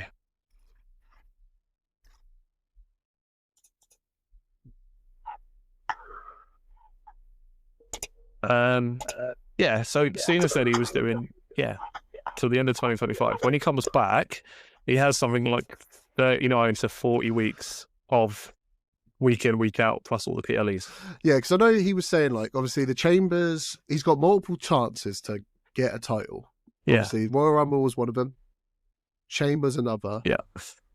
After that, he's got Money in the Bank. Apparently, it'll be 36 appearances over for the remainder of the year. Okay. Money in the Bank would be another one. Royal Rumble, Elimination Chamber, WrestleMania 41 are the ones that have been announced so far of it. So. Oh, well, I'm having a look and seeing what. Yeah. There's a few. But there's three main PLEs where it guarantees him a spot at the title. Obviously, one of those is gone. Yeah. So he's now only got the Royal Rumble. He's only got Elimination Chamber and Money in the Bank to get a guaranteed. He's never won the Money in the Bank. Or has he? That's what me. Oh, actually, I think he has. Saying that. Yes, he has. Google. No, he has. Won Money in the Bank. He has won Money in the Bank. Yeah, he has. Definitely. I've definitely watched it recently. You sure, like, he won a match at Money in the Bank? No, Actually won Money in the Bank. He definitely won Money in the Bank. Yeah, John Cena, 22nd. Okay. He's definitely won it. So Punk's won it twice. Just throwing that out there as well. John Cena, 13th, 2012. Yeah. Okay. Has he won it twice? He might have won it twice. No, just once. But he's definitely it. So he's won it. 13th. Yeah, he was the 13th winner. Okay. Oh, yeah. Ed, okay. Edge won it twice. CM Punk won it twice. Oh, yeah. 2012. Damien Sandow. Fucking love Damien Sandow. Oh, yeah. He had a failed cash-in on CM Punk? Yeah. So, yeah. Damien. He could win the Money in the Bank. That would be an interesting one. But again, Money in the Bank then takes it away from someone else that possibly could deserve it. Question. Mm. True. I think that's it then. That is. Oh no, we're going to go on to the NXT people. NXT. This is going to be hard. NXT. Heritage Cup. Who's taking that off, Lexus King? Anyone. I don't care. Anyone can take it No, off. it's not that. Like, obviously, Charlie Dempsey had it for a while, didn't he? He's had it for a long, long time. So it will probably end up back with them. Or, like, Noam Dar will come back. Yeah. And take it. Like, I don't know where he is. I think he's injured at the moment, isn't he? But the Heritage Cup is a weird and wacky one. But again, I think he's going to start defending it across TNA. Obviously, we saw Fandango come back. True. Sorry, JCD. But yeah, no, Heritage Cup can go to whoever wants it. Like, I don't think it's one of those. It's prestigious, but it's not top of the list. That makes sense. It's basically what the NXT UK title turned into. It turned into the Heritage Cup. Yes. If you look at the cup, it is basically the UK title. Yeah. Because the people that held the NXT UK title were pretty impressive. There's some really big names in there. Mm-hmm. Who's going to dethrone Fraxium? Fraxium is an interesting one, actually. The tag teams over in NXT, again, they are growing. But I don't know. Yeah, maybe New Day comes and takes it off them. New Day comes down and takes it off him. Okay, comes and takes it off them again. No, I don't know. Maybe from TNA, a tag team from TNA comes over and takes it. Rascals would be my choice because the Rascals are wicked.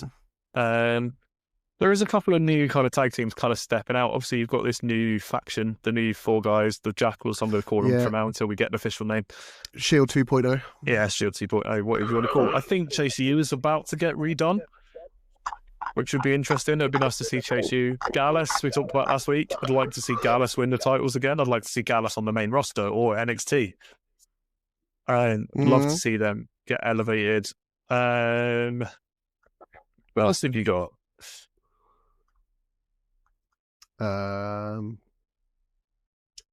Still got the D'Angelo family. Yeah, again, I think there's a few cracks starting to show in that team, but again, Axum Luca. Yeah, it's Luca, isn't it? Would be an interesting choice. You've got Sean Spears' little the faction. Edris and Ofe Malik Blade combo as well. There's another one. Hank and Tank. Hank and Tank is always good. There's quite a few options. Yeah, the New Wesley group, which don't have a name yet, but again, that's another team that have been kind of showing up on TNA and stuff as well. You've still got Charlie Dempsey's team, there are no catch quarter guys. You've got Jonah Parker's team, which is Out of the Mud or OTM. There's a few. That's the nice thing. Do you reckon they'll drop it at Stand and Deliver? Yes. Because obviously NXT's still got obviously two more pay. Obviously they've got that weekend, WrestleMania weekend, is absolutely stacked as well, isn't it? Like, let's call the advert for it. You've got obviously like SmackDown, then you've got NXT, then WrestleMania, and then Raw. Like all in Las Vegas at the same time. It's literally SmackDown, NXT, and then literally within an hour or two, it's then night one of WrestleMania. And then second night WrestleMania, and then the night after that is Raw. Like, that's 5 straight days almost of like just, obviously you've got the Hall of Fame ceremony mixed in there as well. The cost would be amazing. Yeah, I think it's going to make... That's an expensive week. Yes, sir, especially because of Las Vegas as well. Metaphor would be quite a nice one. So Noam Dar and Oro to come back and get the titles would be an interesting one. Okay. The newly crowned North American women's. Just gonna hold on to that until the cows come home. No.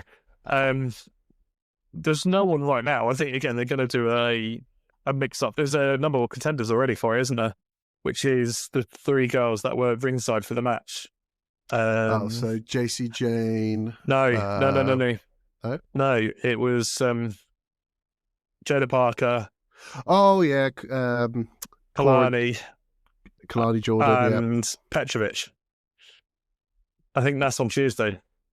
So I think it's this week already. So they've already got like somebody lining up. So that'll be a roadblock. Which is very quick, by the way. I'm just putting that out there. Like, to have Steph, like, have someone battle as Steph already. Yeah, it's pretty, when they've not even talked about like Julia's title yet. It's because Roadblock is in literally 3 weeks. Roadblock is on the 5th of March. Okay, so they should the following that would be after, why. after Chamber, week after Chamber. Fair enough. That is, but there's what? As much, still three NXT shows before then. Yeah, March 11th. So it is literally 1, 2, 3 and a bit weeks. It's on a Tuesday night this time. Yeah. So Roadblock's on a Tuesday night. Okay. Interesting. Indeed. D'Angelo, Tony. I actually thought he was going to drop it to Rich Holland when they had that match recently. I actually thought with the swerve of whoever her name was switching sides and stuff, that he was going to drop the title. Yeah, what's that? Is it that Izzy Dame? Izzy Dame, yeah. I did actually think he was going to drop the title. I'm glad he didn't, because again, he's held that title a long time. But again, I'm not sure who's going to take it off him. Could be Sean Spears. They did come in at the end. Yeah, Sean Spears would be a choice. Like Ethan Page could be another one. Yeah. But again, there's a couple of guys out there that could do it. I reckon he'll drop it at Stand and Deliver, because then I reckon that'll be then time for then on Raw the D'Angelo family turn up. Yeah, that could work. Okay. Because then at least then they could get those in the mix with War Raiders. Yeah, true. And the Raw titles. Very true.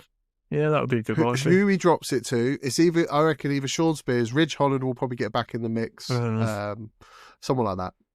Yeah, I'd be happy with Sean Spears, to be honest. Yeah. It would make sense.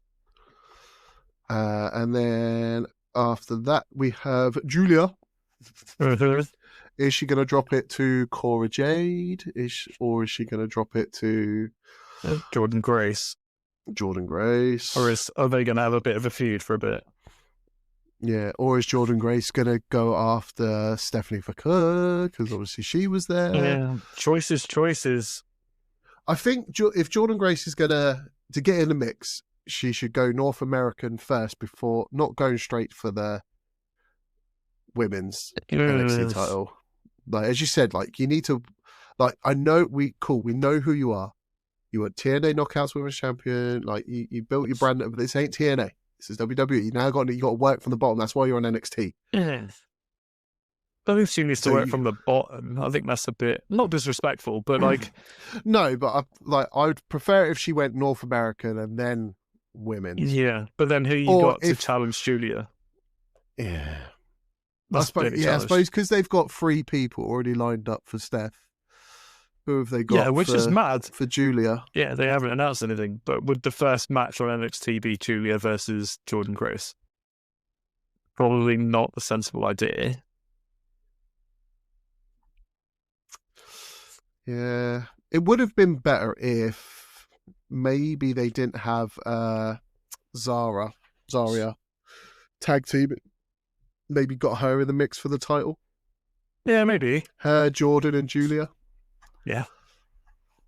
But I quite like the Sol Ruka and stuff going on right now. I quite like that. But again, that begs us to have a split of the tag team titles. Because again, they would be a great tag team in NXT. NXT to have their own tag division again would be great. Pull the trigger, WWE. Do it. Do it. Listen to the people. Do it. But yeah, no, what I don't want is Jordan Grace to have the first match of Jordan Grace's NXT career against Julia.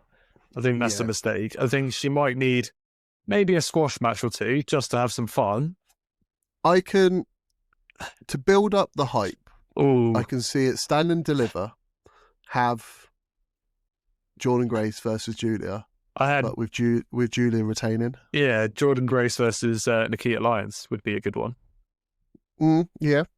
She has a stupid accent. I said this to you the other day. No offense to Nikita Lyons, but she started talking and I was like, where's that accent come from and what is that accent more importantly?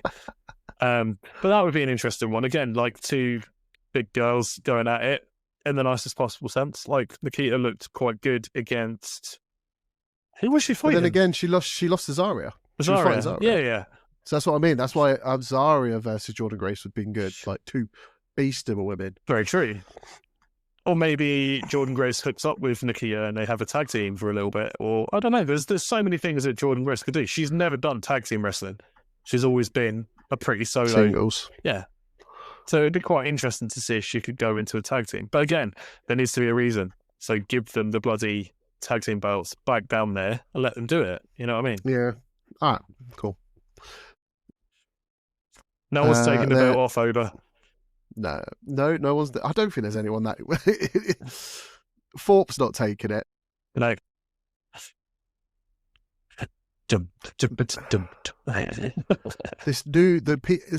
Whoever this new faction is, you're too new. None of you are taking it. No, Ethan Page isn't taking it. Ethan Page ain't taking it. He's already held it.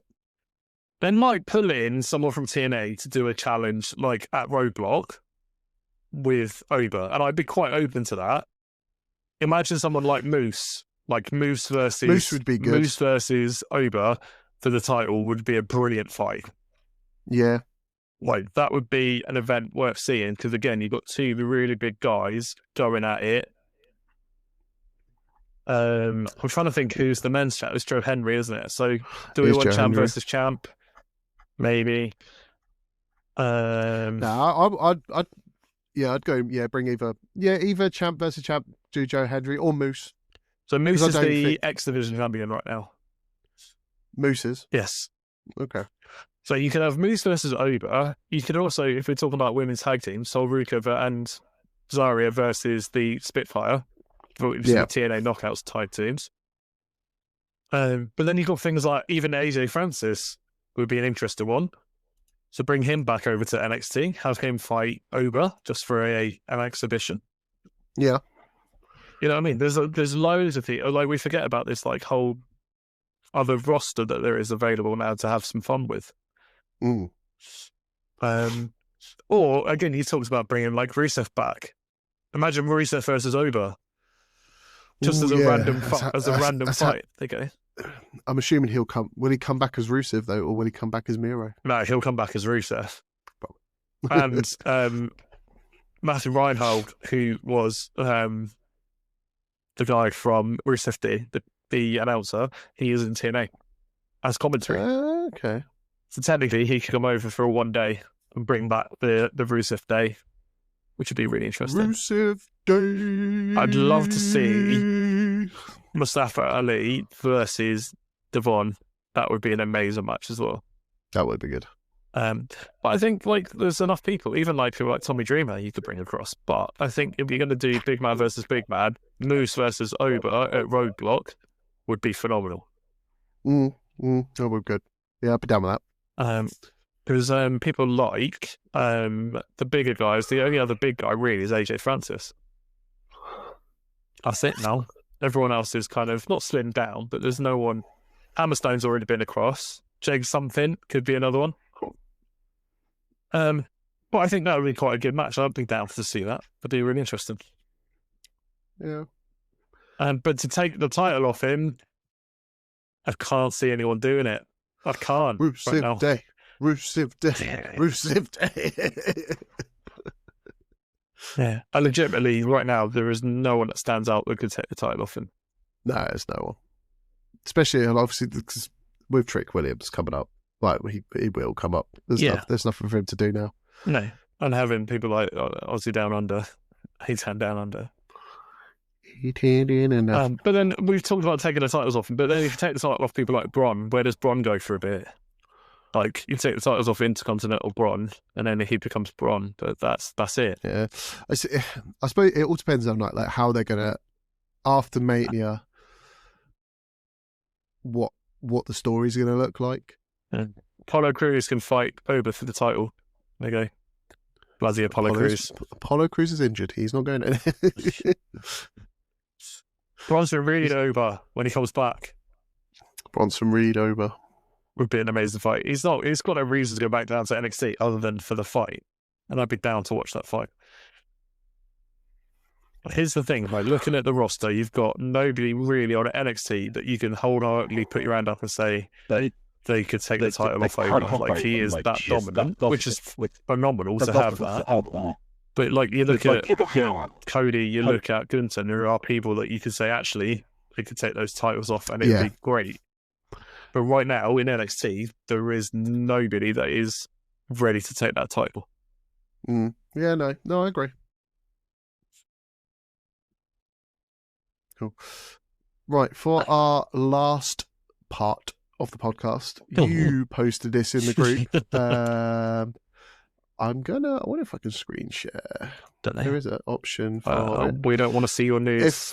If not, I will edit it and post. Okay. You're going to put your hand up and be like, it's here. Magic. I think I can screen share it so you can at least see it. Oh, okay. Yes, I can see it. So, you got to put your mind. So, what was it? So, if you were Triple H and you could bring back any 3 of these. Now, problem is, obviously, there is 3 people on this list already that. Well, one, obviously, Ricky Stark's already come over to NXT. And obviously, we know Miro and Malachi Black have been released. So, and they're already in talks. So, we're gonna replace those. What's she in? So, I'm gonna replace. Who do I'm gonna put in? So, in replace of Ricky Stark, I will put in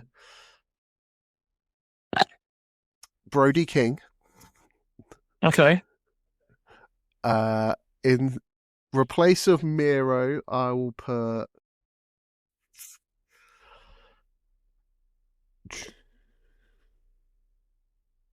I thought you would have had this prepared, Blue Peter style. Keith Lee. Okay. And instead of Aleister Black, I will put in we'll go Kyle O'Reilly. Why not? Sure. So Keith Lee, straight off the bat, without even the hesitation. I miss Keith Lee. I think Keith Lee, main roster, again, we could go back to NXT, have a massive fight with Obo. I'd be down for that as well. I think Keith Lee's got more versatility to do that across all the brands. I was trying to think about this the other day. People like Darby, I love Darby Allin, but I think WWE would restrict him too much. That's I was looking at this list and with Darby, I don't think. Same with Will Ospreay. I think with those 2, they'll be restricted, and I even think MJF. Those 3 would be restricted. MJF isn't as just dangerous though. No, but I don't feel like. I think there's probably too many people kind of like MJF. Do you think? Like, do you think there's an out-and-out heel right now in WWE that is absolutely hated by everybody? Dom Logan. Yeah, no, I would give you that. Okay, no, I would give you those 2. But I think MJF coming over, MJF could be the Jericho of the late 90s, early 2000s, where everybody hated him, but had the in-ring ability to be that guy. He's so MJF is so good on the mic. He just reminds me of like when CM Punk was in like his last year of WWE. And he was just ripping into everyone, just didn't give a shit. MJF, but that's what I mean. I feel LA like Knight. I don't think they'd let MJF be like how he is on AEW. Do you not think? I don't think they'd allow it. Well, that's personality-wise. You were just talking about ability, so I'm talking ability for Darby Allin, and you're saying the same for Will Ospreay. Like they would have to tone down their moveset massively. Yeah, they would. Yeah, personality-wise, I think. Well, Will Ospreay is Will Ospreay. And I don't think that he would ever change. The thing that I have with Will Ospreay is that I think he wants to do too much. He wants to do the Japan stuff. He wants to go and do the local indie stuff. And WWE won't let him do that. And that's a shame because there is absolutely no doubt in my mind that Will Ospreay is talented as fuck. But he wouldn't fit the WWE profile. Yeah, it's one of those ones where I think with certain wrestlers, they're better off just being able to do what they want to do and go wherever they want to go. AEW has that freedom. Yeah. It's really difficult, actually, because, I would say Keith Lee in a heartbeat. I think... Who did you replace Ricky Starks with? He was with Keith Lee. Miro. So I said Keith Brody Lee, Kyle O'Reilly, and Brody Lee. and Brody Lee. Yeah. Brody King. Yeah, Brody King. Sorry. Not Brody Lee. Sorry, Brody King. Yeah. I would take Sammy. I would take MJF. So I would take Keith Lee, MJF. And then the last one is probably the hardest one. I think Kenny, purely because he deserves to be in WWE for that last tick of the box. He has done everything but WWE. You know what I mean? Like, to have the best wrestling career in the entire industry, you need to go to WWE at some point. Like, you need to tick that box. Yeah, if he was doing what Cena's doing, like final tour, retirement tour, he needs to end it in WWE just to say that, yep, he's been there and he's done it all. He's wrestled on every brand. Yeah. I've done everything, seen everything, been everywhere. I think that's what he needs to do. He needs to finish in WWE. And again, his age kind of works for his moveset because then he's not as extreme as he has been. Yeah. You know what I mean? But I think Kenny is again, one of the best wrestlers on the planet, like day in, day out, and puts on bangers. To put him into WWE would be really interesting. And again, there's a possibility of some amazing matches within the WWE. I think people that even he would like to face. And I know he came out recently and was slandering Logan Paul, which is really interesting. But there's a lot of things that Kenny Omega could teach people at the same time. He's not just a wrestler, you know what I mean? Like, he's got that knowledge and those skill bases. Yeah. And I think those would be my three. So yeah, Keith Lee, 100% would probably be my first.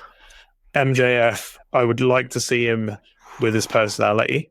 I think he would be one of the greatest heels that, you know, WWE has ever seen. Like, and I talked about it last week. I think that The Miz is one of those guys that is so underrated, but he's been one of the best heels ever to come out of WWE. But I think MJF could purely be like that guy, like I said, like that Jericho from like the late 90s, early 2000s that you'd love to hate. Even like the List Jericho that came out recently, like in the last, what was it, like 6 years, 7 years ago when they did the List stuff. You just made the list. Yeah.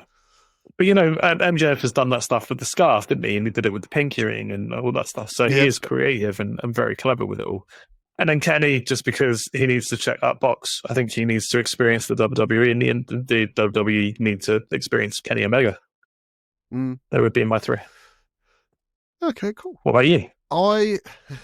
So the reason I wanted to put Brody King in it is because you're cheating, basically. I know. All right. Yeah, there you go. I wanted the House of Black. I want the House of Black in WWE. Why? Just because I think they would be. I think at the time, I was thinking they would be a good thing for the White Six, like. But then again, like they're both kind of in that same dark arts kind of. So I was like, oh, maybe I won't have. Like, but then I don't want Buddy Matthews to come over because what happens if him and Rhea get divorced? Look, Charlotte came back and Andrade came back. They're getting divorced. Yeah, and there was another. And who was the other couple? There was another couple that. Well, then you've got other couples right now. So you've got Selena Vega and Aleister Black, for instance. True. You've got Minchin and Keith Lee. True. Katana and Damian Priest. I could keep going. I'm just saying that height difference is very strange, by the way. I'm just putting it out there. That height difference is wrong. Yeah. All kinds of wrong. I love Brody King. No, you don't. What do you mean? No, I don't. Why do you love Brody King? I like his band. His band's great. His music's great. Again, it's one of those ones where I kind of want. I'm trying to feel for NXT, and I'm trying to. So I was thinking, obviously, Brody King, Keith Lee. Not necessarily pull Keith Lee down, but yeah, Brody King. I was even thinking like Wardlow. Wardlow's there. Bringing them over into NXT just to get some big men back in NXT because Ober's the only one, really. Obviously, you got Ridge Holland and Tony D'Angelo, like they're big, but they're not like big, powerful. You don't have a Brian Cage / Wardlow / even Aleister Black, mainly because he's bloody 6'10", isn't he? Whatever he is. Yeah, he's big. He's tall. I know what you're talking about. Yeah, I was thinking. You need a big man. Need some big men. So I was thinking, Brody King, Wardlow. it's this when you sent us this legit written, I looked at it, I was like, fuck me, that's hard. Because I agree, like Kenny Omega as his final farewell, like to basically define his career. It's just to say he's done it all. I'd love for him to come into WWE. It'd be brilliant to see him. I don't think it will ever happen. You know, I think he's happy being like. I reckon he'll end his career back in New Japan. yeah, I can see that. Absolutely. As I said, MJF again. I'd love to see him over there. I reckon he could have some really good feuds and could bring something new. But I don't know if he would ever want to come over. I know, like in interviews and stuff, like he's been adamant that he doesn't want to be a part of it, but money talks. And I think this was pre Triple H though as well, wasn't it? This was more Vince. Yeah, so that's another thing. I think that's why a lot of wrestlers are asking for like their release, because it's now the Triple H era, and they know that they will actually get used and do stuff. Obviously, that's why we know, obviously, Miro and Malachi are already in talks about returning. But yeah, no. So yeah, I'd go Brody King, Warlord, maybe Sammy Guevara. See, I thought about Sammy, but then all the trouble that Sammy had, and I know like he's had his head down since he came back. And he is a reliable performer. But again, would he have to tone down his moveset? Yeah, it's just like you've got quite a few on there that would have to tone it down. I think if he went to NXT, he'd be all right. Yeah. Where I would put him in NXT, I would probably put him in a tag. North American for me. Even North American or a tag team. Yeah. I'd get him, maybe get him a Ricky Stark to tag. Yeah, get chasing that NXT North American Championship would be a good start for me, I think. But yeah, they would be. That would be my three. So I would pick Brody King, Wardlow, and Sammy Guevara. That would be who are out of that list. Cool. But then you're not getting your House of Black. I'm not getting my House of Black. No. But it's one of those ones where I'd love the House of Black, but I think because with the White Six, they've already got that kind of dark, supernaturally kind of thing. Supernaturally thing. Like, because obviously they still need to do something with the White Six. But you could have a new House of Black with Alexa instead of Julia. Ooh. Yeah.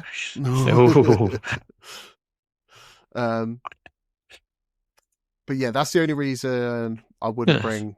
Like, I'd love to see like Buddy Matthews come back over. Like anyone that used to be in WWE, I'd love to see him. Always return and come back but hopefully and do something.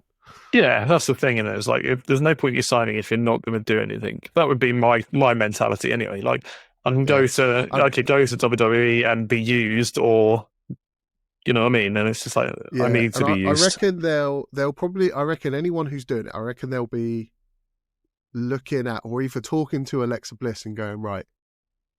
Obviously, hers was a different situation. She obviously went off and had a kid, but it was just like, what did you agree or what was in your contract to like what they're going to look for help. So like obviously we've already seen Miro's already been with Sheamus. Like they already posted the picture, so he's already been talking to him. He's like, right, what do I need to do? What do we reckon? What I need to agree something. I need to put something in. He's not going to just come in and go, right, I want to go. I'm only going to come back and I'm only going to sign if you put me straight in for a title shot and I win it. It's just like, it's not going to happen, mate. I don't know. I think some people have done that. Again, Charlotte's one of those people that's come back and immediately gone straight into the Rumble and won the Rumble. Yeah, it's really... I don't think it was any contract thing, but I think it's just the way Charlotte is, isn't it? But again, my Alexa Bliss theory of her going to WrestleMania seems a bit more, not valid, but a bit more realistic. Yeah, it's weird though, because obviously I already called it in the previous one where I know Alex was a bit on the air. I was just like, Charlotte is going to challenge Tiffany. I was just like, that is going to happen. Like you can't deny it, where he thought it was going to go the other way. And I even said, I was like, Jay's going after Gunther. It makes sense. There's no sense for him to go after Cody. It doesn't make any sense. No, they're two good friends. Yeah. It's just, now trying to figure out what to do with the other, what's going to happen with the other ones. But yeah, there you go. Yeah, we'll have to wait and see. But I think, be interesting to see if any of our 3 predictions come through. But, I think Keith Lee might be the next one to come over if and when he comes back from his absence because of his illness or injury, whatever. Do they, because I know obviously with WWE, if when you leave and get released, you have to do a 90-day. Apparently with these AEW ones, there wasn't a 90-day. Okay, so they can literally just go. Ricky Starks did, didn't it? Oh, yeah. It expired and he was the NXT the next day. So. Oh, there you go. So that's, because I didn't know if it was just like a normal thing or if it was just a WWE thing, but obviously it's just a WWE thing. No, I think you're, I'm not sure. I'm sure I read somewhere AEW also has a 90-day, but it might be different when it expires rather than being sacked. Okay. Who knows? Maybe that's why Sonya Deville's letting hers expire. She's just letting her contract expire, yeah. She's going to let it expire so she can go do some stuff. Which is interesting, and again, I'm wondering if the other 2 will follow her out or not. Not sure. Depends if are their contracts up for a renew, like when and if and who and when. And we just don't know. They don't make it public, do they? They don't really put like a timer on it to say, by the way, this is when our contracts run out. But it'll always come out, won't it? It'll always come out. So we just got to wait and see, as always. We will. But I would like to see both Miro and Aleister Black come across, and then I would like to see Keith Lee. It's the same for Ricky Starks. Like, Ricky Starks coming over here is great, but what are they going to do with him? We didn't talk about that. We didn't talk about where he's going, actually. So what's he going to do? No. I'll probably put him in the title for the North American. Yeah. Maybe that's who D'Angelo will drop it to. Yeah, that makes sense. Could be again, it'll be something that, even though I've said it, I don't think a lot of people would see it. No. With his little what do again? He does that little. Yeah, the little pose. Yeah, I think that'd be. I thought you were doing a little Bronson Reed thing when he jumps. He goes, eesh.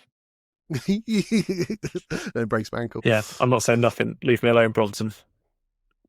Don't come for me. He will tsunami the shit out of you.